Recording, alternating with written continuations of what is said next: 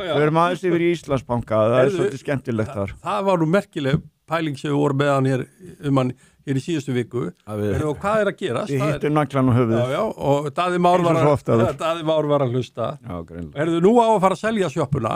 Þetta náttúrulega svo fyndið. Þetta bara... Það búið að opna einhverja þriðju bók, sko.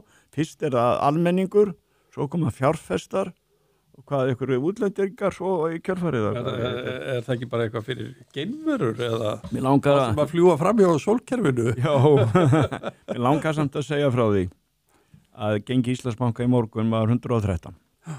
Það kom niður í 108 Já, hvenær? Það var bara Nei, það fór niður í 103 þarna daginn, sko. Það var að koma niður í 103? Já, og það hefur og komið svo upp aftur. Já. En það er 113. Og ekki langt síðan það var bara 129, sko. En athyglisvert vegna þess í marsmánuði 2021 í mars 2021 þá er útboðið, seinna útboðið. Þetta er orðið þetta ekki örugglega 2021? Nei, er það svo langt síðan? Hvernig var það? 20... Já, ok, það skiptir ekki máli. Við höfum nátt að fletta því upp Já, maður þurft að fletta því. Já, þurft að fletta því upp. Aðalatrið er það var 122 krónur. Og þá verður allt vitlust að það sé og Bjarni BN blandast inn í þetta.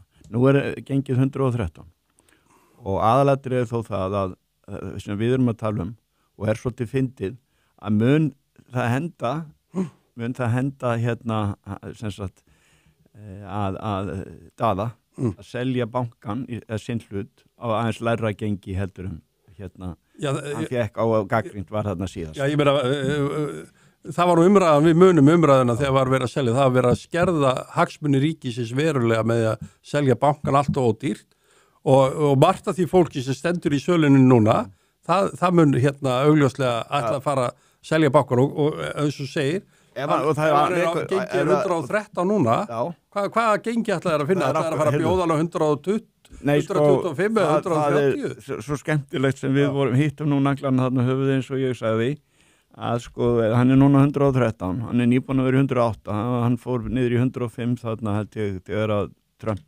tilkynnt tollana þarna á sínum tíma 2. apríl en hvað er verðið?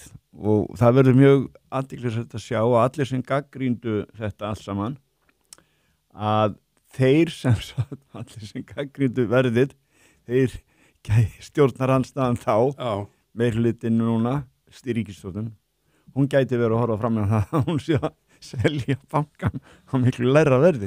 Það verður dálítið skrítið svipur held ég á mörgum. Og sérstaklega ef á að gera þetta 1, 2, 3 eins og hann allar ekki. Eins og tala þetta á að gerast það.